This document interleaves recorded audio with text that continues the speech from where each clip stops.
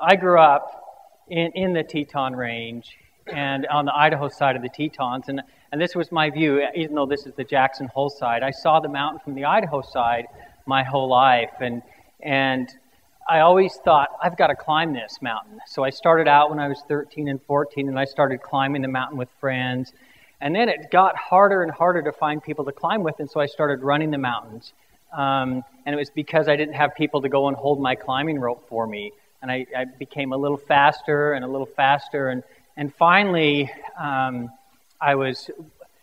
friend of mine came to me and he says, you know, you're really fast in the hills. You ought to go set a record on running the Grand Teton. This would have been in 1981. And I heard that a guy named Jock Glidden held the record on the Grand Teton. He was a climbing ranger from Jackson Hole, and he had run from the bottom here. This is a place called Lupin Meadows about right here. You start up this way, you run up a trail, you go up a whole series of switchbacks up in here and get into Garnet Canyon. From Garnet Canyon, you go up this to the top here, it's called the Saddle. And then from the Saddle, you start up this South Ridge, and then you circle around to the other side of the mountain up to the top at 13,776, and then you turn around and come back down again. Well, Jock Glidden was a climbing ranger, and he climbed it 2 or 3 times every week. He had a record 4 hours and 11 minutes. And my friend came to me and he says, I think you can break Jock Glidden's record. And I says, really? And he says, yeah, you're really fast. I think you can do it. And so it just so happened that I was climbing in the City of Rocks. Jock Glidden happened to be there. And he was probably 20 years my senior. I was 18 at the time. And I walked in, and he was in a tent at the City of Rocks, and I kind of knocked on his tent door a little bit, and I says, hi, I'm Bryce Thatcher. And he says, oh, I'm Jock Glidden. And I says, you hold the record on the Grand. And he says, yeah. And I says, I would like to break your record. And he says, good luck, kid. And that's all it took. It just gave me, spurred me on. So right after I turned 19 years old, I started off, I ran to the top of the mountain, turned around, ran back down again, and set a new record. His record was 4 hours and 11 minutes.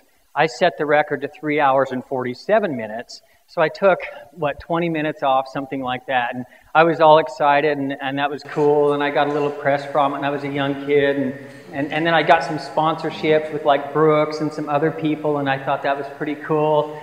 And then that record held for 2 years. And then Creighton King, as you saw in this video, he was the winner of the Desert News Marathon. He had won Pikes Peak Marathon a few times. He came and took my record from 3 hours and 47 minutes. He put it at 3 hours and 30 minutes. And my friend, this same friend who encouraged me to break Jock Glidden's record, he came to me and said, your record's been broken on the Grand. And so Jock Glidden, Creighton King set the record on August 16th. And so it was on August 26th, 10 days later, I came back. He held the record for 10 days. And I'll just tell you a little bit about what I did. My goal, in the time I was living in Colorado, and I was training for the Pikes Peak Marathon. I worked at a running shoe store, and I was running 3 14,000-foot peaks a week in addition to my regular training miles. So I was getting a lot of high altitude in. So what it entails is, like I said, starting out here, running about 4 miles of trail to this point. This first 4 miles, I covered in about 28 minutes. And so I was doing right around just a little less than 7-minute miles to get up to that point, but you can see how much vertical, and it was all trail miles that I came to there. And then I came from here, the next couple of miles, up to this saddle right here, which is a really critical point. I got to there in 1 hour and 13 minutes. And that's about the 7-mile mark, approximately. And then from there to the summit is about 2,000 feet vertical. But the problem is the last 700 feet is technical climbing. If you know anything about climbing, it's rated 5.4, which is not really difficult, but the problem is there's 3,000 feet of air. And so you're basically at this point on the other side of the mountain, the last 700 feet, and it's kind of like a crab walk, scrambling, running, getting to the top, and then turning around and coming back down again. So I reached the summit in 1 hour and 53 minutes. My goal was to break 3 hours. I thought, I'm just going to smash this record. I think it can go under 3 hours. And so then I cut loose, and I came off the mountain there was people on the mountain that saw me, and they said it looked like I was falling, because I was literally taking 20-foot steps, landing in the screen, just sliding down the rocks. I was turning around and twisting. I got to this area right here, which it was a high snow year, like you can see this year, and I jumped on the snow right here and skied on my feet down to this point right here called Petzold Caves. And another couple that was there reported to the rangers that they thought I was falling, because it was just basically, to me it was a controlled fall, but it was on my feet skiing like this, and I would jump and then ski a little bit more. Came down into here, there's a big boulder filled section. I cut my legs up pretty bad through this boulder field. And then I knew that it was going to be really tight to break the 3-hour mark. And so I was pushing it so hard. I had some friends that saw me along the way, and they says I was blue around my eyes. And I think it was just because of lack of oxygen. I just didn't have enough oxygen. And so I sprinted as fast as I could all the way down this 4 miles of trail. And I crossed the finish line. My parents were there and some of my siblings. And then there was one TV camera there from KID TV in Idaho Falls, Idaho. We don't have all the modern technologies, but I set a new record, 3 hours, 6 minutes, 25 seconds. The record was set in 1983. It is tried a couple of times every year to be broken. And this year, it's the first time in 25 years it's gone under 4 hours. And so a guy that a lot of us know here, his name's Luke Nelson, he put it to, and he didn't set a new record, but he got it down to 3:33. So the record still stands almost 29 years later. And this, I have a little video excerpt. It's about 3 seconds long, and this is the only memorabilia I have from the actual footage. And this is me the last 5 seconds. Okay. On the 26th, it was Thatcher's turn, and he cut almost 25 minutes off of Kingsmark. A photographer from television station KID in Idaho Falls recorded Thatcher's last leg of the trip. So that's it. That was it. I come in, I push my watch, I almost collapsed, and that was the record. So the thing that's interesting about this is this was really the start of my career. I didn't know it at the time. I was 21 years old. I want to show you the shoes that I ran in. And I didn't run in a backpack, but you can see I had a cotton shirt on, and I had some short shorts. And here's my running shoes. One time out of the box, one run. And this is what happened to him. So you can see that I trashed him. There was no such thing as trail running shoes back then. This was the Brooks Vantage. You can see that I trashed him to try to make them more durable. I had a mountaineering background. I actually put snow seal on the outside of the shoes, thinking that it would help keep the snow out a little bit. And so that's why they're looking a little bit dirty. But you guys can come up and look at these after. Then my backpack, this was my backpack. And I would put a jacket in here, a glass bottle of apple juice, and then a wind jacket. And so I'd put this on, and this is how I would run. I would run like this, and I cut these straps just to the perfect length, and I would run like this, holding the straps down so it wouldn't flop all over my back. And I realized as I'm running up and down these mountains that there's got to be a better way to carry stuff. And that's when I went home, got on my mom's home sewing machine, took some old Levi's and cut up some old Levi's, and then I took a Specialized bicycle bottle and I made a little fanny pack that held a Specialized water bottle so that I could get at the water on the go, so that I could get my energy food, and so that I could set records in the Tetons. I set that record. I hold the record on most of the Tetons, Long's Peak, many of the mountains around. I set records at the time just because I love to run in the mountains. And I did it with some new technologies. And so I want to talk kind of about the transition of the old style gear to the new style gear. And then I want to talk specifically tonight about why it is important to do things like this as athletes. At the time when I set this record, I was able to run up to the creek, stick my mouth in the creek, drink the water, go up a little farther, drink some more water out of the creek, and then as soon as I got up on the mountain, I just dehydrated myself until I got back down to the creek again. I'd drink some more and get back down to the bottom again. But anymore, you can't do that. And then also, the thing that we've discovered is it's more important to bring things in a consistent manner. You can't go an hour and then scald yourself on a whole ton of water and then have a sloshy stomach for 15 minutes before it settles in. You need to take it in sequence. And so when we first started developing hydration packs, that was the scenario that we were in. This was the gear that we were using at that time.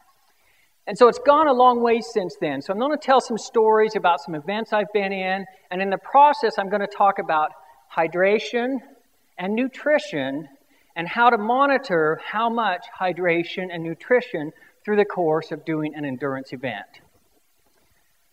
So this is a race that I was in Liaoning, China. So you can see where I went from a small camera and getting 5 seconds to this is a race. It was on a chartered jet. There was 32 teams. It was an adventure race. It was there was 132 people. They chartered this jet. They flew us from Hong Kong. This was the procession that met us. There was literally a red carpet that they rolled out for us. We walked out, and we had this competition. It was 3 days of racing 150 miles per day for 3 days. But 1/3 of it was trail running, so 50 miles trail running a day, 50 miles mountain biking a day, and 50 miles in a boat or a canoe or a kayak of some type per day. So we had 150 miles a day for 3 days. It was 32 teams, selection only to go to a $200,000 prize money. So you can see from a little running the Grand Teton to a big race like this. This is the start of one of the races. The thing that's interesting, you look at the sponsor up there. Anybody know what Mild 7 is? Mild 7 Outdoor Quest. It's a very large Japanese cigarette company. And they gave us all free cigarettes, too. Anyway, so 4-person teams. We had to run in these number vests the whole time, and we'd go into these transition areas and switch between. My team was seasoned athletes. We had an Ironman champion. We had the record holder on Mount McKinley. We had myself, and then we had Dana Miller, who many of you may know, 5-time winner of the Wasatch 100. So we were all seasoned endurance athletes. We were also the oldest team by quite a ways overall, which that was our claim to fame. There was a lot of, this is part of the trail running section. So there was not only trail running, but you would run in your climbing harness, and part of that 50 miles is you were crossing rivers and things like that. Another section of the biking section, we came off a 15-mile mountain bike ride where it was so muddy the bike tires wouldn't turn that we had to pick up our bikes and carry them. And then we came up on the side of this lake, and we had a 15-kilometer paddle across this lake. And we come up to the edge, and they assigned us a boat to get into. And this is my partner, Dana. We were both in this boat. This is a 1x12 paddle that was cut out of a piece of plank that they cut it out. And we got in the boat, and we had to straddle our mountain bikes across this. This is my $5,000 Lightspeed titanium bike, and this is Dana's, $3,000 Marin fully suspended bike. And we put them on here, and we're like, we're putting these in this boat and paddling across this lake. We're never going to see these again. So we started paddling just a few minutes into the race, and Dana says, we're in trouble. And I says, what? And he says, I'm sitting in water. And I says, what are you talking about? And he says, well, right here in between my legs, I can see where they've shoved some rags in to try to keep the leaking from coming, and we're going to sink. And so we're out in the middle of this lake, and so I had to turn around. I got the bike bottle out of my cage, and then we would paddle. We got into a system. We would paddle for 20 minutes, then we would stop and bail the boat out, and then we'd paddle again and bail the boat out, and paddle again and bail the boat out. So we had all kinds of obstacles in the course of this. We finished it, and it was great. But the thing that was interesting was in this event, it was so competitive and the prize money was so large that many of the teams had trained. For example, there was 2 teams from the U.S., 2 teams from China. The 2 teams from China hired a full-time coach for 1 solid year. They put the 2 teams up in a dormitory, and they trained them 100% on the course for this race. And because they wanted a Chinese team to win. It was a race in China. They wanted them to win. Here's our team. This was after one of the days. We got a nice team photo. And I actually carried a camera the whole entire race back in the film days before we had digital. Changed film, shot like 10 rolls of film through the course of the race. And that's how we got these photos. Most of them were just over my head like this. But that was our team. So one of the things about the Chinese team that we found out, and this is where we come into the nuts of the discussion tonight, is our team carried our stuff with us. We carried a hydration vest. We had a 2-liter bladder. We drank consistently on the go. We made sure that we had enough to get from aid station to aid station. And we were kind of the slow turtles, the plodders along the way. And we just kept going and going and going. And at the end of the first day, we were in like 25th place out of the 32 teams. We're like, okay, we're doing okay. You know what? That's all right. This is an elite field. We're doing all right.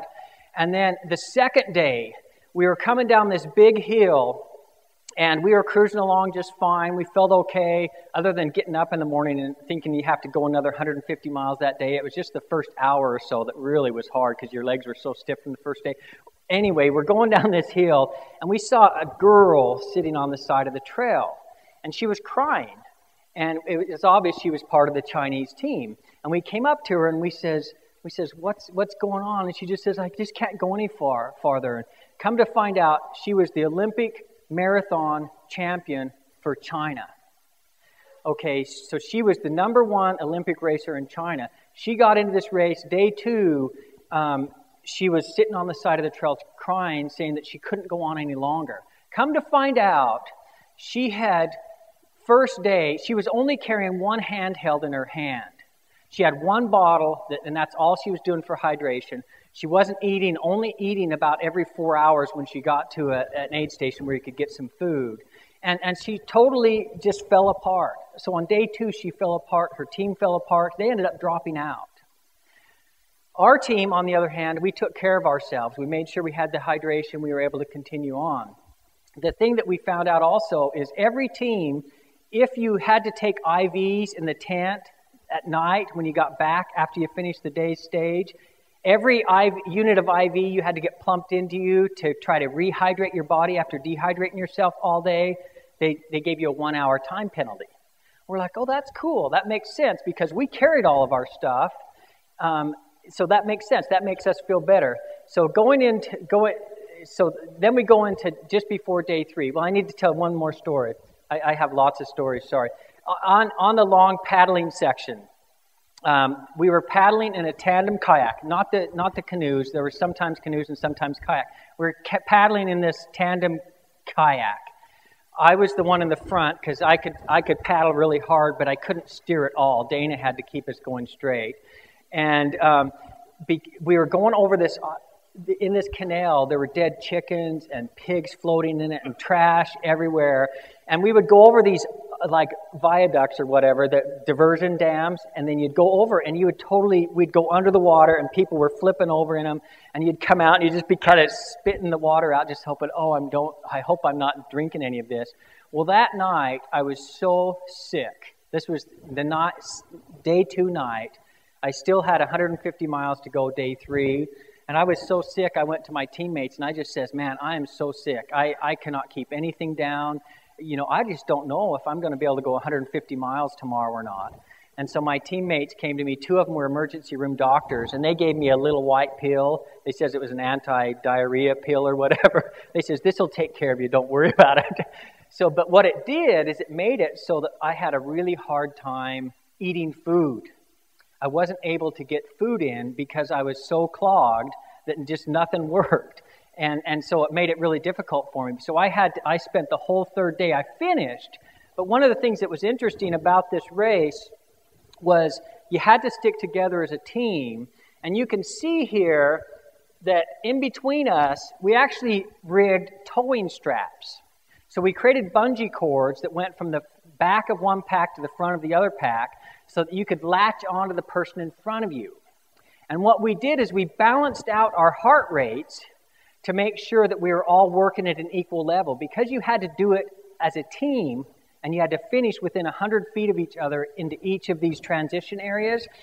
Well, what happened is on the 3rd day, I got towed a lot. And I got towed a lot because I was able to eat 0 calories in 150 miles.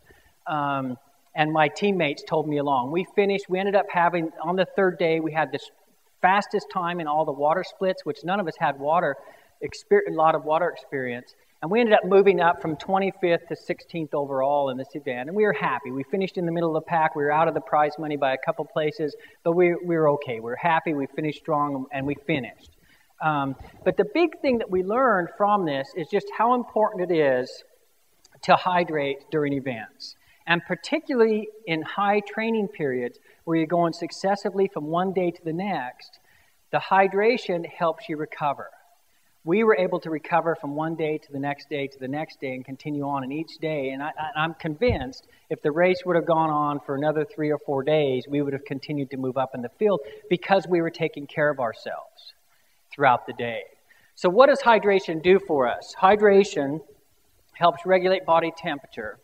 It assists in delivering glucose to the muscles. And glucose is the sugar. That's how we get energy to the muscles. It helps remove toxins and waste from the body, which also aids in recovery, speeds recovery, and maintains blood volume for muscle oxygenation. So when you become dehydrated, the blood volume goes down.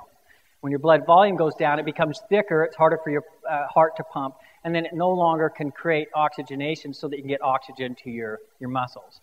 So how much hydration do we need?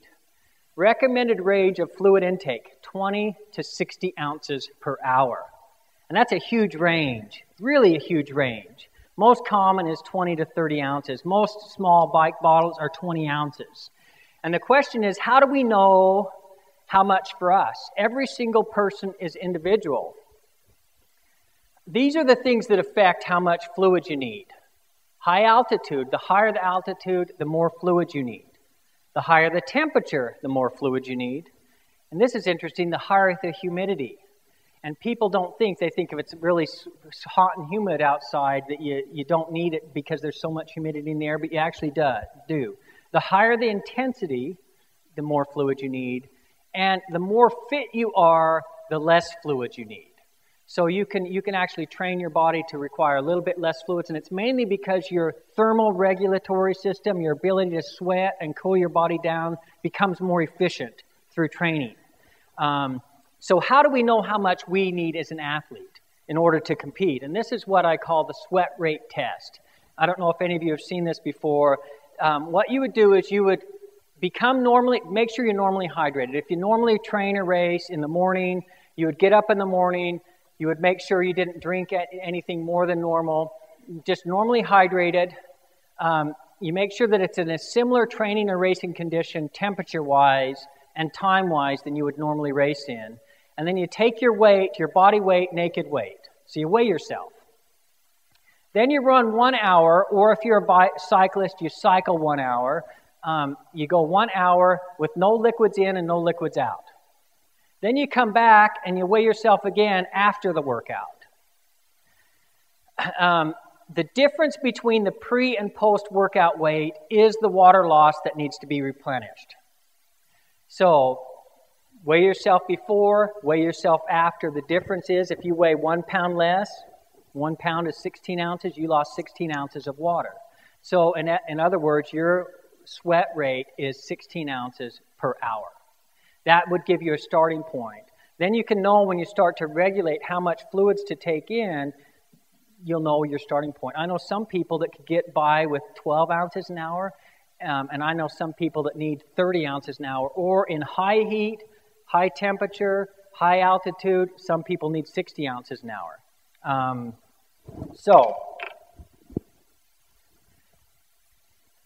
Another thing to be aware of is the thirst mechanism is not enough. People think that as soon as I'm thirsty, I'll drink. And you don't want to wait until you're thirsty to drink. If you wait until you're thirsty to drink, it's too late. You're already dehydrated. The thirst mechanism is a delayed response. You need to make sure that you get into, and one of the things that works really well for me is I get into a system that I eat at a certain interval. I also drink at a certain interval. And then I regulate, and that's why once you come up with your sweat rate, you know, okay, I've gone through my 20 ounces this hour. I'm on track. I'm doing okay. If you haven't done that, you need to do it. I start off as soon as the gun goes off, I'm right on it. You don't wait until you're thirsty. What happens if you do not drink enough? Loss of blood volume, we talked about that. Loss of performance, heat stroke or heat exhaustion, and then the final thing could be potential for death. A couple years ago, Dana Miller, my friend, and I, we were doing an adventure in Moab, Utah. Any of you ridden the White Rim Trail before? 103-mile Jeep road in Moab. Scott has back here. Anyway, it's a beautiful mountain bike Jeep road. It starts at the visitor center, and I'll show you another slide here later in the presentation about it. But we went to do this. It's 103 miles, all on Jeep road. It has 3 major climbs in it. Each of the climbs are about 2,500 feet of vertical, and part of the Jeep road is just really brutal and hard. It's like riding on slick rock. Anyway, Dana's very fit, but we got down to Moab, and it was in early May, and when we started out, it was 107 degrees. And we did it solo, Dana, tandem, self-supported. We started with 2 1-gallon bladders each that we were carrying, 2 3-liter bladders, and 2 large water bottles on our bike. We figured all that should be sufficient for us. So we started off, we rode and rode and rode, and we got to about the 70-mile mark. And I noticed that Dana started to lag a little bit behind. And it was common for us to kind of just let it ebb and flow a little bit through kind of ride our own pace, but we never got more than 100 yards apart. And I noticed that Dana started lagging behind a little bit and lagging behind. And so I finally stopped and I waited for him, and he wasn't coming. And I turned around and rode back, and he was walking his bike, and he was like this. He was like staggering all over the road like this, and he couldn't walk straight. And I knew instantly that it was heat stroke or heat exhaustion. I knew that something was wrong with him. I checked his fluid levels, and he hadn't been drinking as much as he should. He'd been drinking, but he hadn't been drinking as much. So I says, Dana, we're in trouble. I says, you sit here. I found a rock that had some shade. I tried to find the coolest place possible. I had him sit under the rock, and then it was about 30 miles that I rode, and I just put the hammer down and rode really hard 30 miles out. And then I got in the vehicle that we had, the 4-wheel drive, and drove back to Dana. In the meantime, a nice pickup had come along. They saw him sitting there. They knew what was going on. They put him in an air-conditioned pickup. They gave him a whole bunch of fluids and got his core temperature down. To this day, Dana tells you that he struggles with heat to this day because his body went so far into heat exhaustion. It was because of not regulating his fluids and not being attuned to the 170-degree heat. His body went so far into heat exhaustion that if he goes out in the heat today, his body shuts down on him. He quits sweating, and it totally shuts down, and he has a hard time with heat to this day. He's never recovered from that. And so you have to be really careful with it because it can affect you in a bad way. Now, Dana's still competing. He'll be running his 20th Wasatch 100 this year. He's very, very fit. Those of you that have run with him, he's great to run with, but he tries to avoid the heat because of this day. Okay, but it is possible to drink too much. With all this talk about hydration, there's something called hyponatremia, which is too much hydration. So it's most common among team and training people or people that are walking marathons where they'll carry a 3-liter bladder in a marathon, and then they'll drink at all the aid stations, and they'll drink a 3-liter bladder over a really short period of time. What happens is it's actually the sodium level goes too low, and that's what causes the problems. There was a couple of deaths a few years ago from hyponatremia, from drinking too much. The things to watch out for are weight gain during exercise. It's hard to tell if you're gaining weight, but you can feel if you're feeling heavy. Swollen hands and feet mean that you might have low sodium, but low sodium is a precursor for hyponatremia. So if your hands and feet are swollen, if you feel bloated, if you feel fluid sloshing in your stomach, like it's just filling up in your stomach, if you feel dizziness or nausea, or if you find that you're urinating really a lot and you have to stop a lot. I find when I'm racing, it's okay to urinate once in a while. The races that I feel that I do the best in, though, are the ones where I'm on the verge at all times, like I kind of have to go, but I really don't have to go that bad. And so you're able to hold it, but if you drank too much, then you would have to go. That's kind of another test for me. If you're urinating a lot, then you might be drinking too much. So we have to be aware of that. So we have the hydration portion.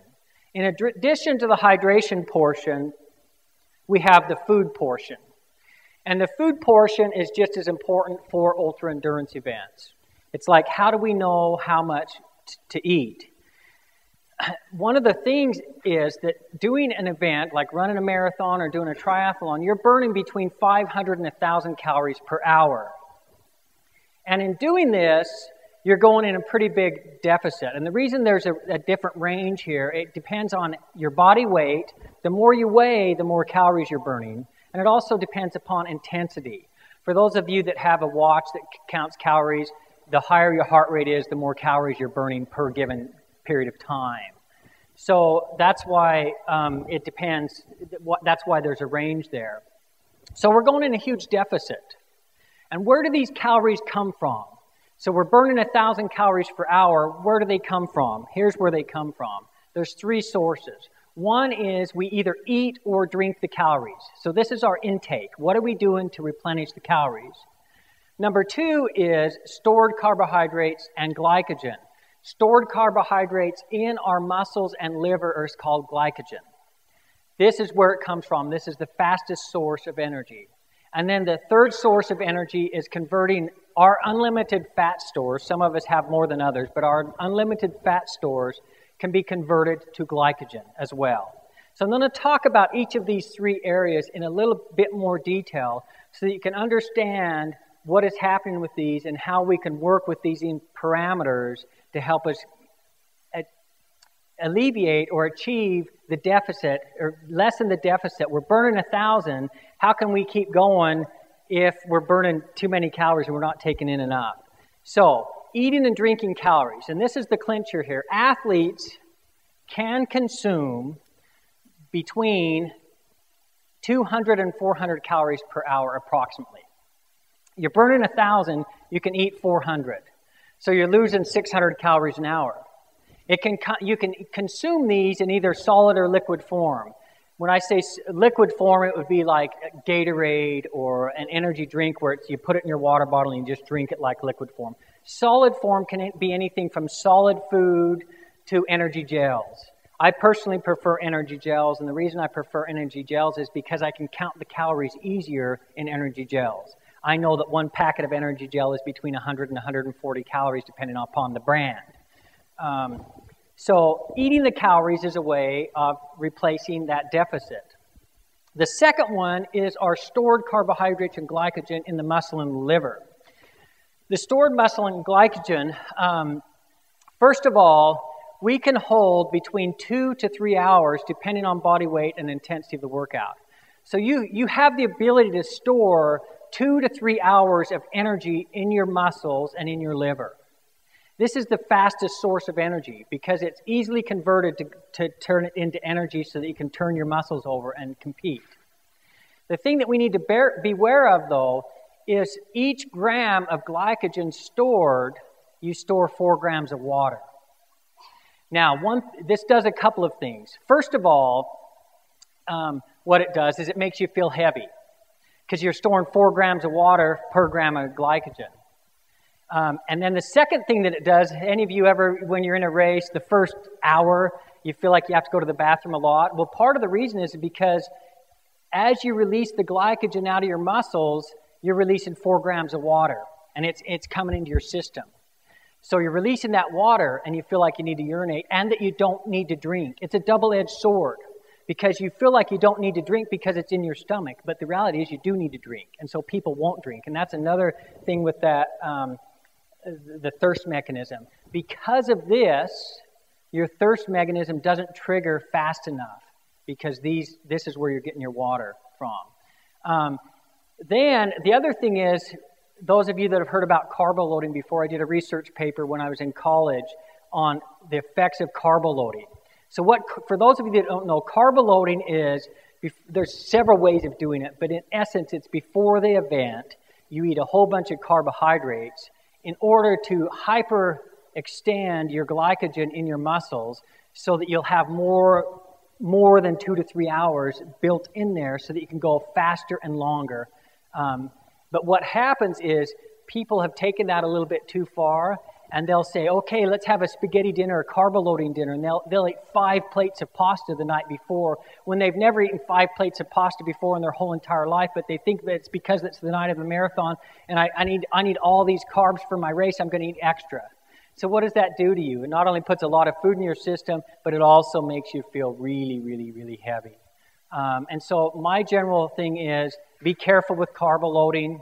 The thing that I found in my research paper is that you can eat a higher percentage of carbohydrates, but do not eat more food. Don't eat more food, because it's just going to make you feel heavy. The higher percentage of carbohydrates will help go to your glycogen, to your muscles, to your liver, so that you can have that energy on race day. Does that make sense to everybody? Okay. The third source, we talked about eating, we talked about muscle glycogen. The third source is converting fat to glycogen. Since glycogen is what is used in the muscles, we have to take fat, which is the most dense calorie, and it has to go through a really long process in order to be broken down to glycogen. The advantage of fat is there's an unlimited source. The disadvantage is it's very slow to process. So to go from fat to glycogen, it takes a really long time. So what does that tell us as an endurance athlete? It means that the calories will not be coming fast enough from a fat source. And because they're not coming fast enough, it's going to cause us to bonk. You've heard the term hitting the wall, bonking, things like that. What it means is, the technical thing that's going on in your body is when you run out of sugars or glycogen, you're totally out of glycogen. Whether it's through eating or whether it's through your muscle glycogen in your liver, you're out. Your body is forced to burn fat. And because it is slow to process, it can only deliver glycogen to your body at a certain rate, which makes you slow down. That's hitting the wall. It's a physical barrier that you hit. Now, it is possible. This is a big thing that has helped me a lot in my endurance events. It is possible to train your fat mechanism to be more efficient. And so what I do, and it hurts, you go out and you purposely bonk. You just drink water and that's it. You go out and you do a 3 to an 8 to a 10-hour run or bike ride, and you eat nothing. And you go into the bonk zone, and you just know that that's what's happening. But what you're doing is your body is forced to convert fat to glycogen, and it becomes more efficient at doing that. And it knows the process that it goes through. I don't recommend doing it more than once a month, maybe during peak season, because it hurts. You know what it feels like. But now that you know what's going on in your mind, you just say, okay, I bonked. That's okay. I'm teaching my body to burn fat. That's okay. Make sure, no matter what, though, you keep drinking. I've ridden the White Rim before, the 103 miles. I rode it with my son a couple years ago. We did it around 12 hours, and I did it 100% with just water. And that's a training exercise that I go through in order to teach my body to convert fat to glycogen. Now, what I personally use is I use a heart rate monitor. And I use a heart rate monitor to let me know where my body is in relation to fat and sugar and the other energy sources. And so I'm going to talk just a little bit now about heart rate monitors, the use of heart rate monitors, or if you don't want to use a heart rate monitor, how you can know where you're at in your level of training or your level of racing. And so I call it, and I'm going to tell a story to introduce this. The White Rim, this is actually the last 2,500-foot climb on the White Rim. And this is called the Schaefer Trail. You come along here, and this is about 2.5 miles to go. You ride up this road, and this is 2,500 feet of climbing up this zigzag to the top. Anyway, I was riding the White Rim. I was trying to set a new record on the White Rim for the fastest self-supported ride on the White Rim. Here's a planogram of it. My plan was to start here at the visitor center and You first ride, it's actually 7 miles of paved road. So this is pretty fast. You start kind of at sun up. You ride the first 7 miles. Then you ride out here on dirt road. Then you get on this and come around. Well, anyway, my plan was to eat every 20 minutes, 100 calories, to drink fluids every 20 minutes. I started with 2 gallons of water. And I started off, and my plan was I wear a heart rate monitor. My plan was to keep my heart rate around 140 beats per minute. And I figured that I could go pretty hard and pretty fast, keeping my heart rate at 140 beats per minute. Well, so I start down here. I did this fine. I'm cruising along. I'm doing this fine. I'm feeling really great. So this is a big downhill called Horse Thief Trail. I get down here into the bottom of Mineral Bottom, and I think, oh man, I'm flying. My goal was to break 8 hours. And I thought, okay, nobody's done this before. I want to break 8 hours. So I'm just cruising. And then I get up here to this first hill, and it's called Hard Scrabble. And I'm thinking, okay, I'm feeling so good. I'm going to push it. Maybe I'll push 150 or 155 up this hill. So I just cranked it, and I'm riding really strong. And then I come down, and then I have another big hill here at Potato Bottom. And I'm thinking, and I was kind of pushing a little bit, like 145 on my heart rate, 150. It kind of edge up there on these uphills. And I think, I'm doing really good. And then all of a sudden, here's the 53-mile mark, Murphy's Hogback, and it is brutal. It is granny gear with slick rocks, and it is brutal. And I'm about a third of the way up Murphy's Hogback, and all of a sudden my legs started cramping. My calves started cramping. My quads started cramping to the point where I was going to fall off my bike. And then I couldn't ride. And I looked down at my heart rate, and guess where my heart rate was? 109. 109. So what happened was, I was intake 300 calories an hour. But because I allowed my heart rate to go up into the 150, 155, I was burning more calories and I was going in a deficit. So I literally bonked. And I'm in the middle of nowhere. And I'm alone, solo self-supported. And I'm like, how am I going to hike 50 miles out of here? You know, I'm not going to be able to do it. And I'm like, okay, let's create a plan. And I'm trying to walk, and I'm trying to massage my legs and make it up this hill up Murphy's Hogback. And finally I started analyzing it, and like, you know what? I was really stupid. I was pushing it a little too hard, and so I'm burning more calories. So what I did was I switched my caloric intake to every 15 minutes. I took 2 packets, 200 calories just like that, and then I switched to every 15 minutes. And in about 30 minutes, I started feeling better again. I came off the top of Murphy's Hogback, and the rest of the entire ride, I ate 400 calories an hour, and I pulled out of it, and I was able to ride the whole rest of the thing. In fact, when I came up the Schaefer Trail, I was pushing 160 on my heart rate the past 2.5 miles. I was 400 calories an hour, and I didn't break 8. I did 8:12. I was happy with it. It's still the standing record for solo self-supported on the White Rim, and I did 8:12. And so the thing that I learned was your heart is the monitor to tell you kind of how many calories you're burning. And if you work your plan, then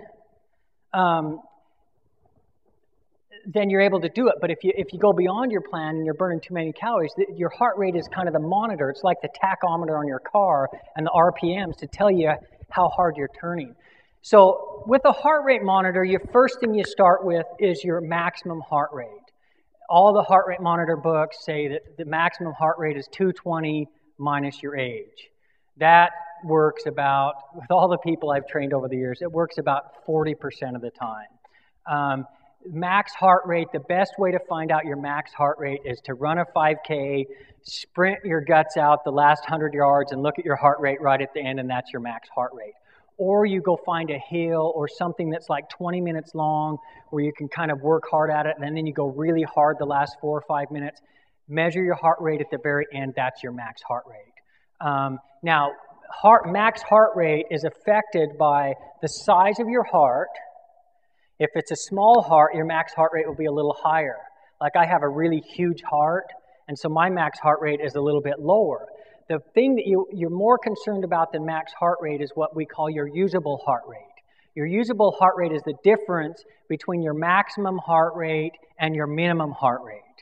So if you take your minimum heart rate in the morning, and my minimum heart rate's about 36 beats a minute, so 36 beats minus 175, that's my usable heart rate zone.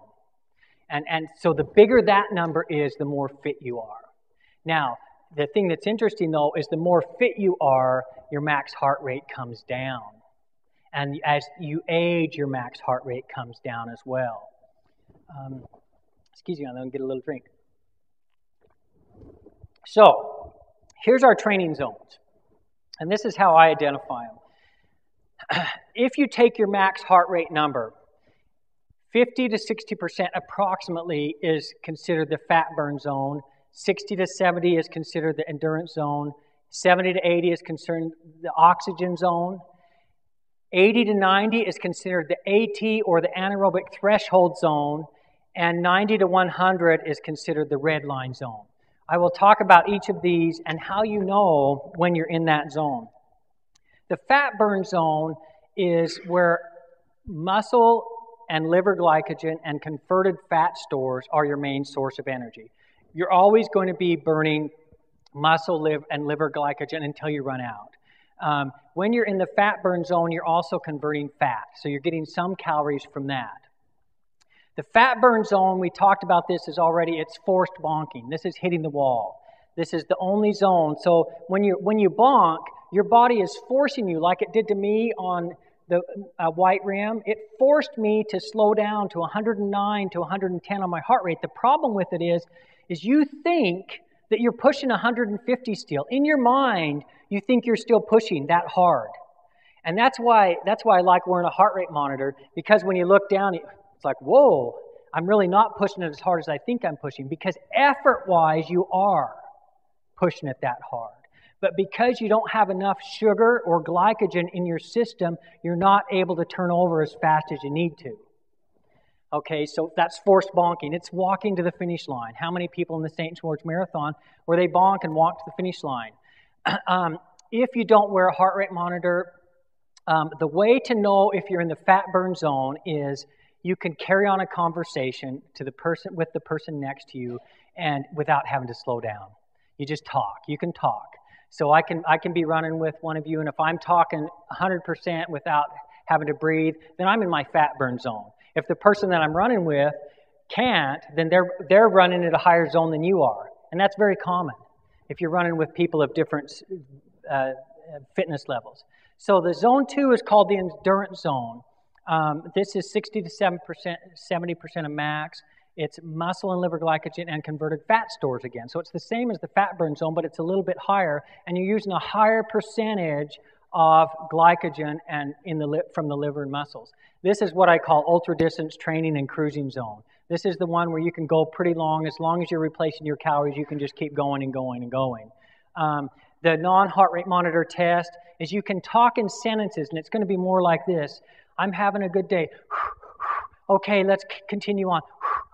You know, you can talk in a sentence at a time, 4, 5, 6 words, but then after that, you've got to catch your breath. That's the endurance zone.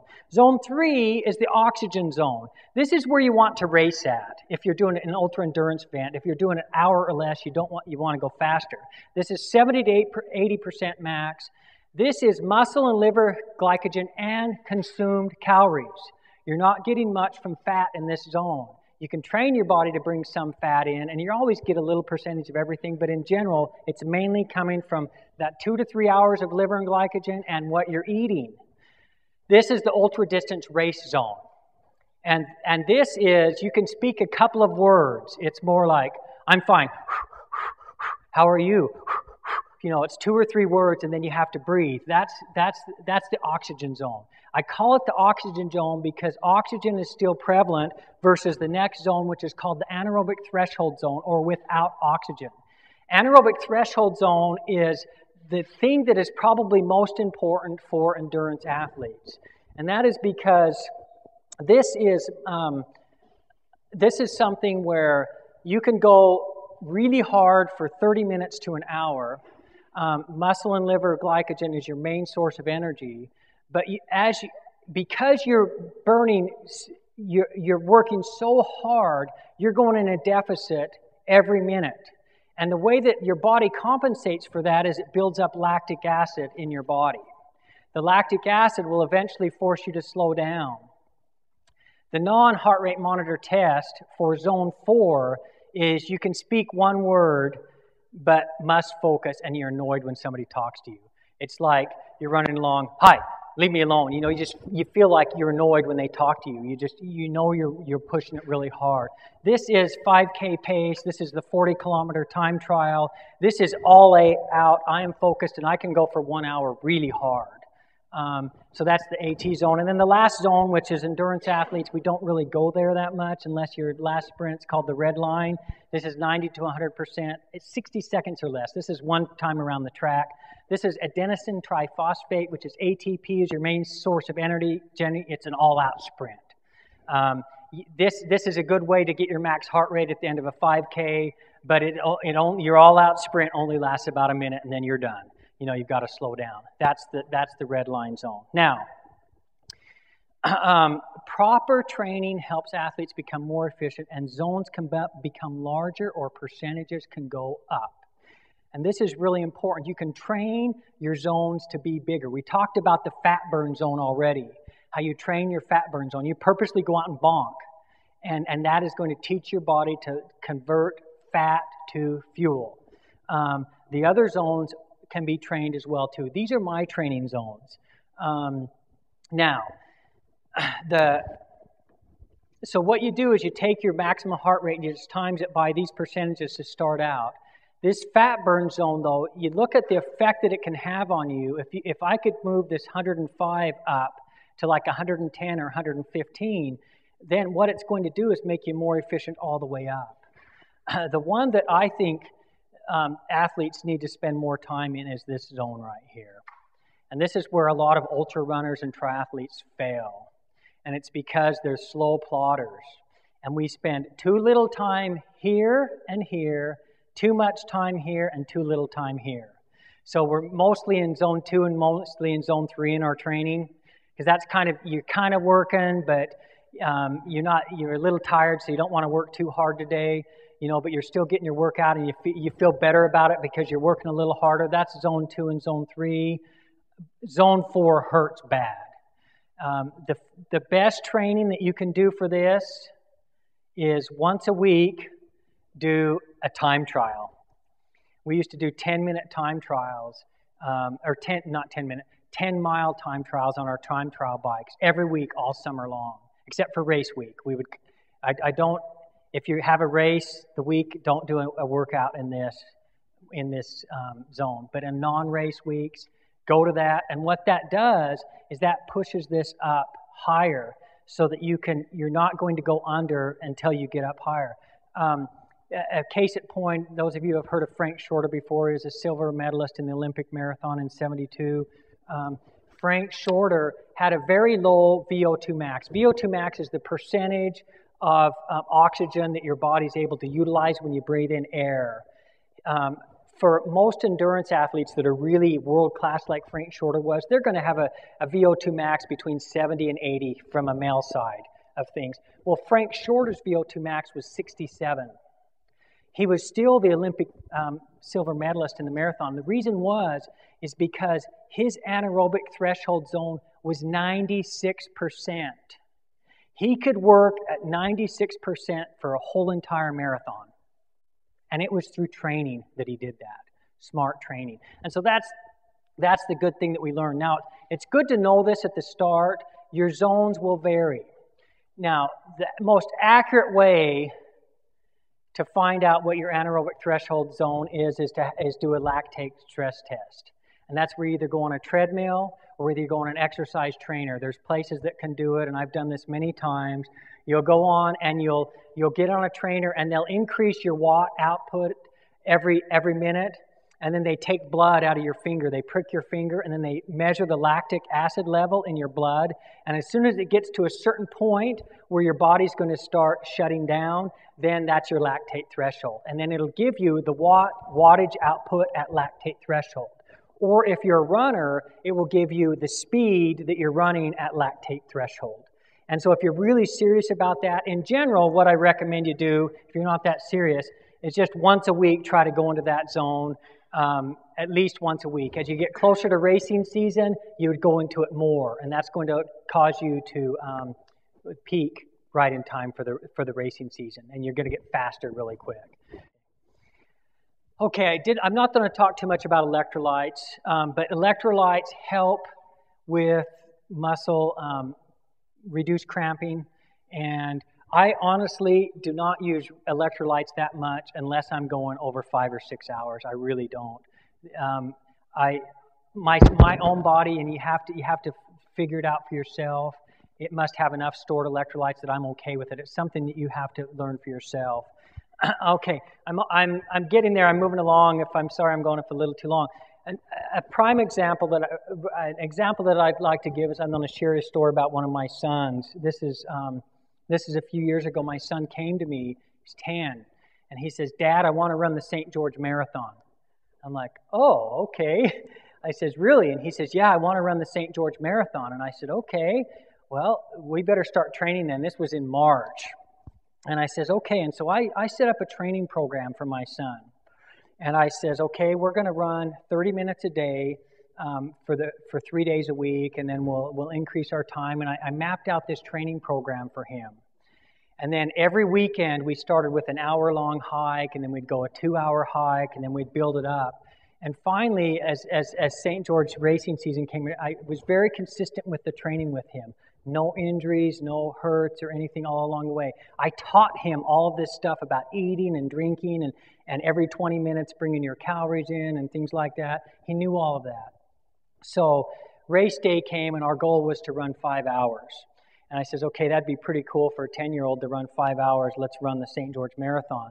So we started out, and we were doing a run-walk routine. We'd run 15 minutes and then walk a minute. Run 15 minutes and then walk a minute. And we'd run 15 minutes. And we got to the halfway point in 2 hours and 9 minutes. I'm like, "Jacob, you're doing really well." And he says, "Yeah, Dad." I'm like, "How you feeling?" He says, "Dad, I'm feeling really good." And I'm like, "Okay, well, what do you think?" And he says, "I'm feeling really good." And I says, "Well, how about we just run now? Let's stop the run-walk routine." And he said, "Okay." And so he was eating consistently every 20 minutes, 1 packet of gel. He was carrying his own little water bottle. He was drinking water. He would drink water at the aid station.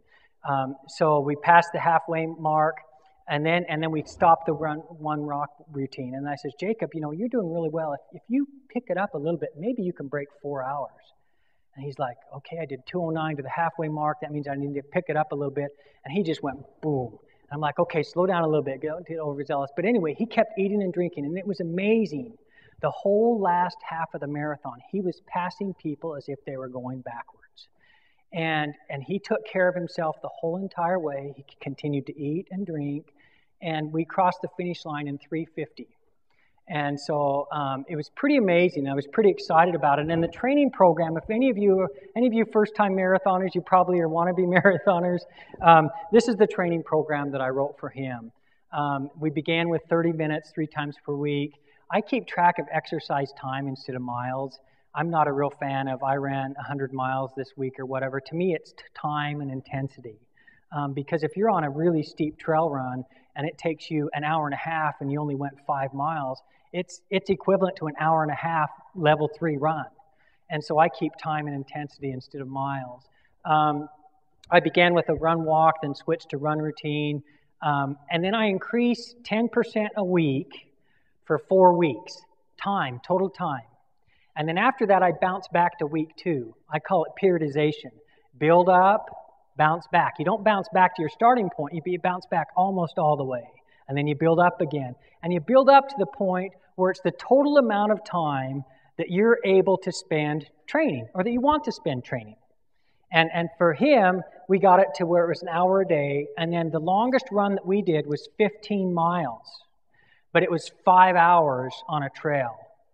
And it was a run-walk trail run, and he still ran a 3:50. No injuries, no after effects. He's a phenomenal runner still. Anyway, you increase it till you have the maximum time, and then we just did a really simple, hard, easy routine. Sometimes you get too complicated in your training. And I think many people spend too much time in those middle zones. You don't run easy enough, and you don't run hard enough. You know, and you need to kind of slow down sometimes and let your body recover, because our body is built to be stressed and then build, stressed and then build. And the way we get faster is by stressing, and the way we recover from stressing is by resting. And it's active rest, that you need to be in zone 2 or even zone 1 once in a while. So a long run once a week. I prefer trails. I'm a real advocate of trails. I think if you do your long training on trails or grass, your chance of injury goes way down. And it's because of the pounding. It develops the whole muscle around, because of all the stabilizing muscles around your joints and your knees and your hips, and your core strength is all developed through running on trails versus running on roads. Roads is just a straight-on movement. You have much more problem with chondromalacia and patellar tendinitis and things like that when you're on trails. Practice eating and hydration techniques during your long run. And then I just say use this as guidelines only, because it's, you know, everybody's different. But that worked really well for Jacob. So now here's my tips, and then we'll go on. I'm almost finished here, and we'll open it up to questions here in a minute. First of all, experiment only in B events. I'm going to tell one short story here on a B event that I was just in. Pace smart at early stages of events. Don't get caught up in the emotion of the race. Too many people think, oh, I'm feeling great today. I can suddenly go from a 7-minute mile to a 6:30 mile, and it's going to be magical today. It's really not going to happen. You've got, and that's why I like a heart rate monitor. And you start out with your plan, and you say, okay, I can't go over, and you'll be amazed at how slow it feels, because everybody's running away from you, and you're holding your heart rate back to 140 beats per minute, because you know that that's the zone you should be in. But then what happens is the second half of the race, you're passing everybody because you paced yourself. I set a repeat timer. And most watches have this. And I force myself to eat according to my plan. I start out every 20 minutes. I eat a packet of energy gel. And then if I feel like I'm going under, then I'll double it up. But I always set a timer. And at that time, I also drink to make sure that I'm bringing the calories in. I monitor my calories, and I also am a real advocate of carrying my own food. And the reason for that is because you know that you've trained with your food, you know how your body responds to it, and you know that it's going to work for you. So you plan your caloric intake and follow the plan. Alter if bonking during the race. So if you're bonking during the race, either bring in more calories or you change your food to try to bring more calories in. Now, on longer events, what happens with the food is we eat energy gels, and the energy gels are built to enter our system very quickly so that we can keep going fast. We want to stay in zone 3 or zone 4. The way we stay there is by consuming calories. But what happens is the energy gels go into our system, and they exit our system so quick that our stomach becomes upset. And the reason our stomach becomes upset is because every time you eat something, your stomach secretes acid into your stomach. It secretes acid into your stomach to digest the food that was just eaten. And with the acid in your stomach, then suddenly the gel's gone. All that's left in your stomach is acid. Now, it depends on the person. This happens to me, I call it a sweet stomach. Happens to me at 7-hour mark usually. Now, if you've never been there before, it can also happen in a marathon or even shorter distances. But it's because the energy gels are designed to exit the system really fast, but the system with the acid does not, and so you have all this acid left in your stomach. What I have found to alleviate the sweet stomach that works for me is if I'm in a shorter high-intensity race, every hour I'll eat 1 or 2 Tums with calcium, and I'll chew them down, and I take the Tums. The Tums lowers the acid level in your stomach so that you can keep the energy gels going in, so you can keep the intensity up, so you can go at a higher intensity for a longer period of time. And that's the goal. And then that way you don't get that sweet stomach. The other 2 things that work for me, and I don't do them as much in running, but particularly in biking events, and that is salt. And I'll bring in salt, and I'll go to McDonald's and get a little packet of salt, and I don't do salt tablets to alleviate the sweet stomach. I'll just take and lick salt and put it in my mouth. Salt settles your sweet stomach. The second thing that settles your sweet stomach is fat. So another favorite of ours is salty cashews that are high in fat, and they've been cooked in oil, and we'll eat those. So as soon as you get that sweet stomach where it's like your body's shutting down, and you've all been there before where you're eating a packet of gel and it's like, oh, my watch just went off, it's the 20-minute mark. The last thing I want to do is eat a packet of gel. I'm going to throw up if I eat this packet of gel. Your stomach's shutting down, and it's telling you can't eat another packet of gel. Tums, salt, cashews work for me. Experiment in racing. It works. And what that does is it puts something in there, it settles the stomach so that you're able to keep eating. Because if you don't keep eating, you're going to be forced to the fat burn zone. When you're forced to the fat burn zone, you slow down. Okay, this was this last weekend, the Red Hot 55K. This was a B race for me. It wasn't a real important race, 55 kilometers on trails. I started out, I was wearing a brand new prototype pack, never run 1 mile in it. I pulled it out of the box, new bottles, and then I was experimenting with a new energy gel and some new energy foods. And I got about, my routine, I had my timer set. Every 20 minutes I was eating, I was regulating my calories. I got about halfway into this race. It was about the 15-mile mark. I felt horrible. I had gas.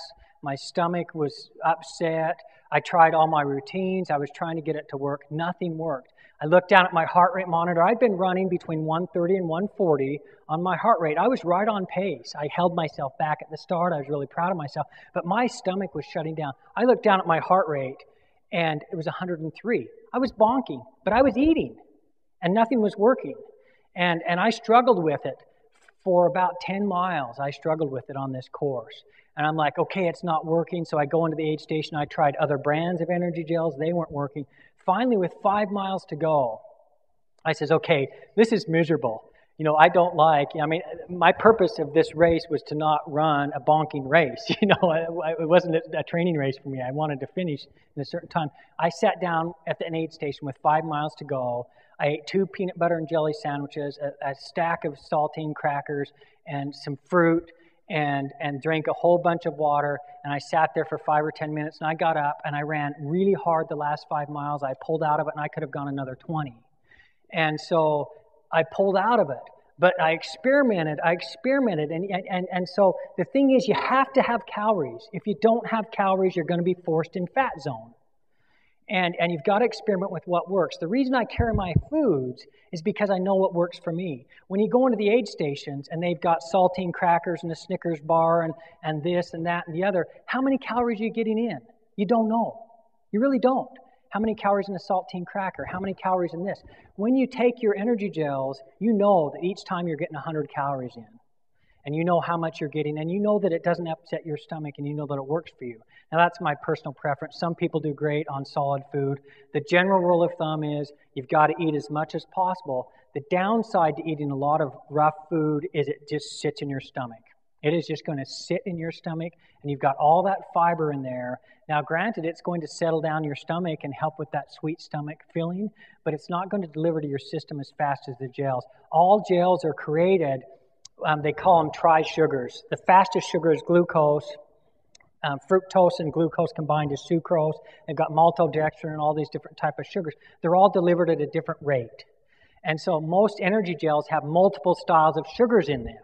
And they call it staged release sugars. They try to make it so that you can, it'll last a little bit longer, so you're not just taking straight glucose and you get all these spikes and valleys in your performance where you feel really good, then really bad, then really good, then really bad. That's why they do the tri-stage sugars in them.